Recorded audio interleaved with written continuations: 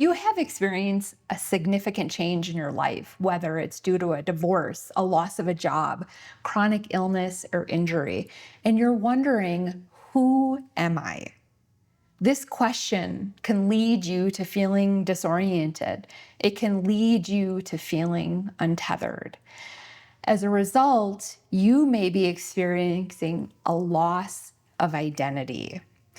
And I wanted to create this video to help anyone who's in this liminal space of going from, I was this person, and now I don't know who the heck I am. I myself have experienced a loss of identity twice in my life. Once when I was dealing with chronic illness, and a second time when I voluntarily left a job, and it led me to feel really out of sorts. As a career and executive advisor, I also work with many professionals who are in career transition. And over the course of about 10 years, hearing hundreds of stories, I came up with a framework called G.I.F.T to help people move through this period of uncertainty. And you may be wondering, well, what are some signs of a loss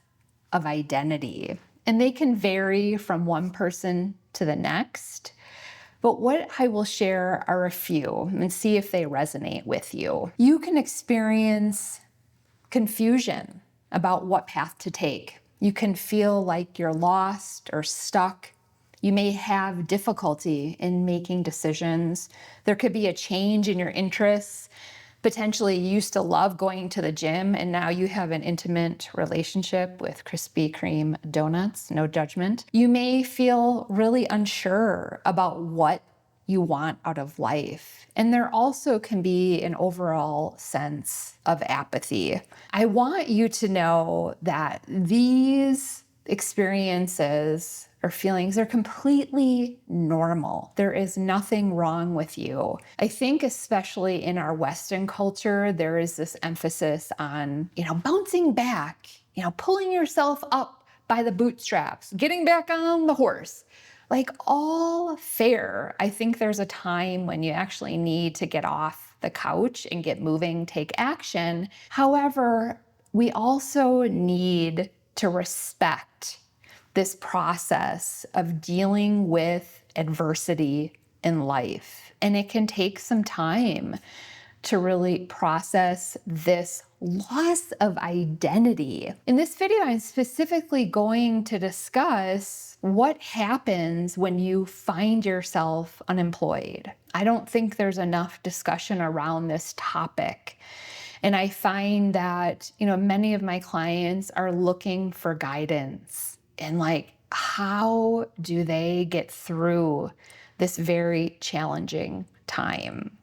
So with that, let's move into the G.I.F.T framework. You can see this is my scrappy, colorful visual here. We have G, which stands for grief, I, which stands for introspection, F stands for freedom, and T stands for timing. So starting with grief, we often associate this feeling with death.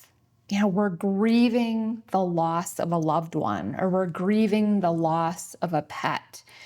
However, what I have found is that many of the clients I work with who suddenly are facing unemployment, they are talking about grief. Why is that? When you think about a job loss and grief, you can suddenly find yourself without structure, without connection and community with your colleagues, without a steady paycheck, without benefits, without meaning and purpose. And that's why clients tell me, Colleen, I need time to heal. And I think it's really interesting to consider that, yes, grieving a loss of a job is real. And I'm going to share a story from a client I worked with. I'll call her Anna, not her real name, who told me in one of our first sessions that she was grieving. Anna went on to say, like, I failed and I've never failed in my life. And inside I'm thinking, really? You've never failed? But Anna told me that throughout her whole life, she had been a high achiever. She graduated at the top of her class from high school, went on to obtain multiple degrees from Ivy League universities. She joined a tech company out of graduate school, spent 15 years at the tech company, and ended up as a vice president. She had received high marks in her performance reviews, and then one day, without warning, boom, she was laid off. I asked Anna, well, what percentage of the workforce was laid off at your company? She said 30%. Like, oh, that's a pretty decent number. I said, how many employees on your team were laid off? She said, oh, my whole team was laid off.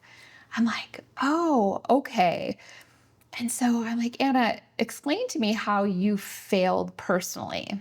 And kind of the wheels are turning. Anna realized, oh, losing my job was out of my control. It wasn't a failure on my part. And what had happened here is, Anna had attached a lot of her identity to being a vice president, to working at a certain company, to making a certain amount of money. Also, Anna had her future mapped out. Her goal was to stay at the company she was at until retirement. And she had plans of moving into an SVP, a senior vice president role. So you can think about like how her whole world essentially crumbled for her overnight. Very disorienting. In working with Anna, I helped her kind of reconstruct her identity and get clear on the fact she was still a high achiever regardless, of what company she worked at or what title she held. And I also helped her understand, like, it's about her work ethic. That's core to who she is. Again, doesn't matter, where she's employed. Anna's someone who always gives her best as well, and she'll take that to her next employer. So when you think about grief in your own life, however that is showing up for you, I have a couple of recommendations. Number one, be mindful of the story you're telling yourself. Is it true? In the case of Anna, we had to rewrite her story, and she had to realize, oh, actually, she's not a failure. By the way, even if she did fail, like, who cares? That's part of life. Second, I recommend journaling. It can really help, to process your feelings. Third, you can join a support group. I had a client who told me her job search support group is what helped get her out of bed, as well as our weekly sessions together. Hearing stories from others can be really, it can be healing because oh, I'm not alone. There's many other people who have been laid off. And then finally, I recommend looking into the 5 stages of grief, which were developed by the late Swiss-American psychiatrist, Dr. Elizabeth Kubler-Ross. And those 5 stages are denial. You're like, I can't believe this happened. There's no way. I lost my job. Then there's anger, right? Like, oh gosh, I can't believe this happened to me. I'm so mad. You could be mad at your boss, at the company. You could be mad at the colleague who threw you under the bus. I'm sorry if that happened. There's next bargaining, where you're thinking, oh, if only I had done this, potentially been a better performer or had more visibility or played politics. So that's past bargaining. There's also future bargaining. I've had clients tell me, you know what, Colleen, I'm never working at another tech startup. There's too much instability. And I tell them, like, well, fair. There's also instability right now in large companies and even in the government. And so people bargain and they think about what they'll do different in the future. Next, there's depression. There's this feeling of sadness, of like loss. As I mentioned, there's all these things that you no longer have when you're unemployed. unexpectedly or even voluntarily. And then finally, there's acceptance, where you make peace with the situation. You may not like it, you may not be happy, but you realize, like, okay, I lost my job and now I'm ready to move forward.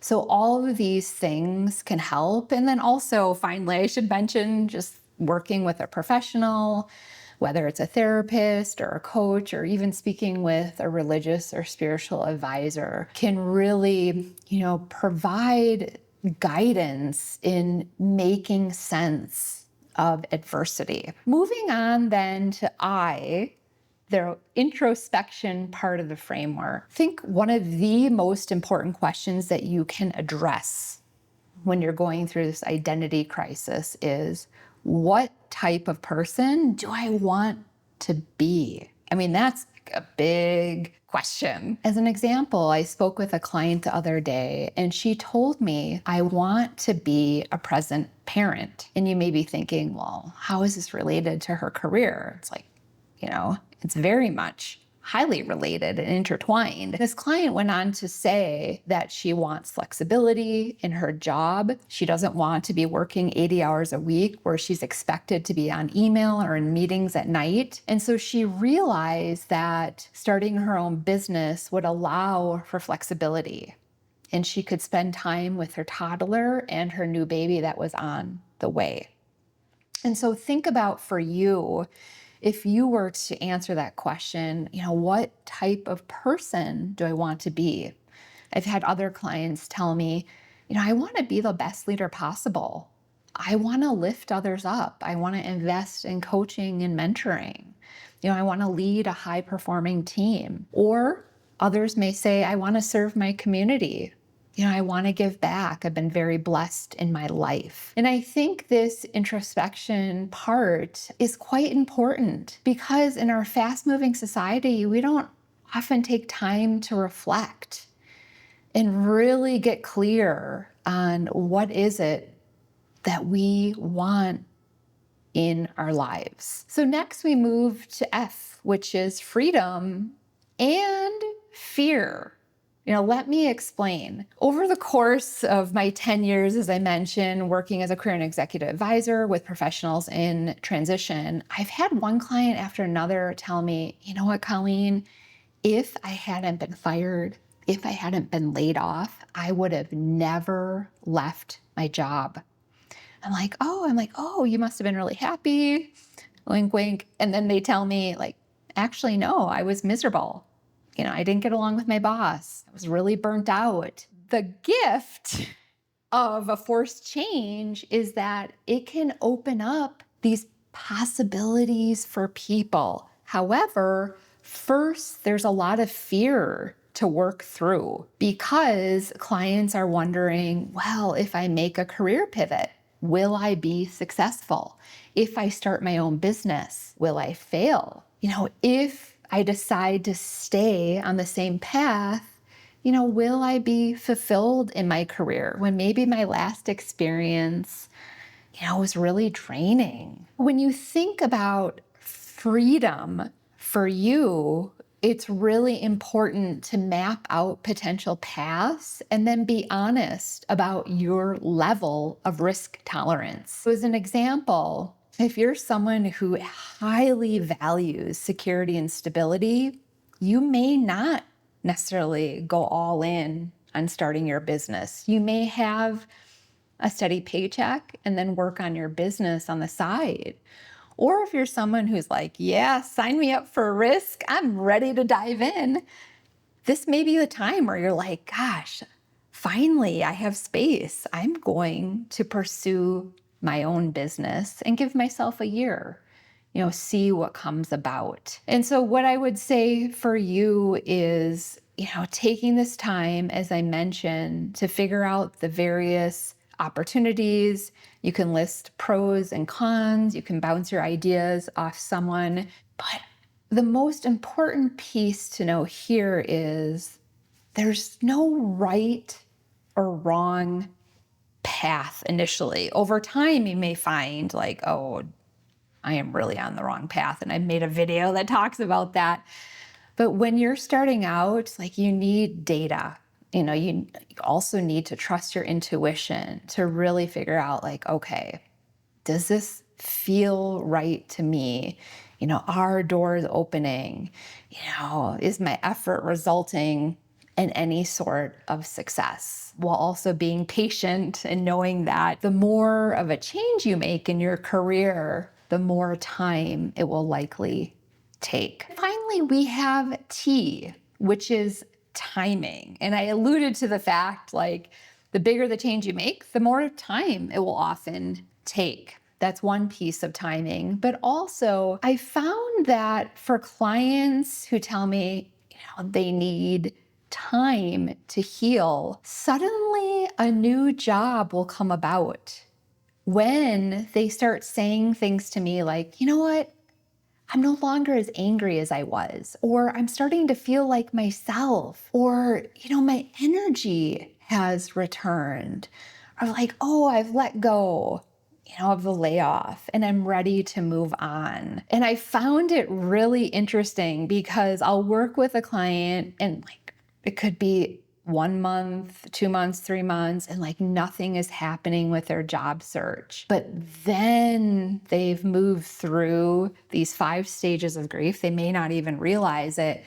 And voila, they have a new opportunity. If you have the luxury of time, I recommend just to take a deep breath, right? And to hit pause. If, however, you have bills to pay, and the vast majority of us, that may be the case where we can't, engage in navel gazing for 6 to 12 months. Like, we have to get the show on the road and we need that paycheck. That's totally fine as well. But you can still take time to reflect and get clear on what type of person you want to be. That is the G.I.F.T framework. And what I would say is, for each person, their process of moving forward will look differently. There's no right or wrong way to process a job loss. And I've worked with a variety of different clients. Some people are like, you know what?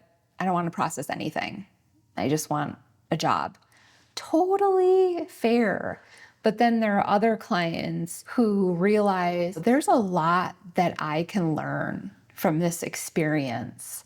I'm in this liminal space, as I mentioned in the beginning of the video, and there may be this process of wanting to evolve and grow and step more into who you are. And that leads me to the final quote I wanted to share from Carl Jung, and is this: the world will ask you who you are, and if you don't know, the world will tell you. And that's pretty profound. And it really speaks to the fact that in order to construct a healthy identity, we need to be the ones who are writing out that definition based on our values, based on what we want to be remembered for, based on who the person is we want to be right now while we're living, based on how we want to engage in life in an everyday